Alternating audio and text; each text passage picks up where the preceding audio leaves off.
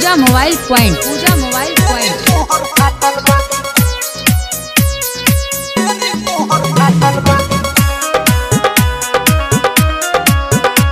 Mix by DJ Vikesh Bhojpuriya, DJ Golu Babu, DJ Golu बाबू।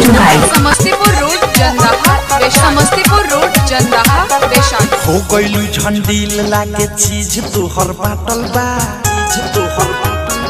हो गइलू झंडी लागे चीज तोहर बाटल बा। कथी करेलू ये बॉबी एरी तोहर बाटल बा, कथी करेलू ये बॉबी एरी तोहर बाटल बा। तरसल नाही कोनो लागे सब काके आटल बा, कथी करेलू ये बॉबी एरी तोहर बाटल बा, कथी करेलू ये बॉबी एरी तोहर बाटल बा।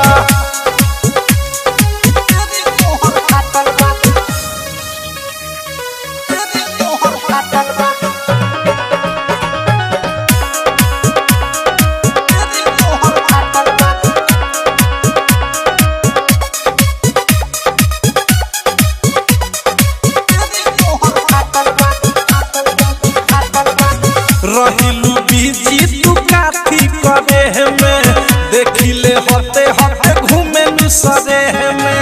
रहिलू बीजी तू काथी करे में, देखिले होते होते घूमे सरे में। दिया बच्चा राइल गुरवा लागता की काटल बा, काथी करेलू ये Bobby DJ Golu Babu, DJ Golu Babu, DJ Golu बाबू।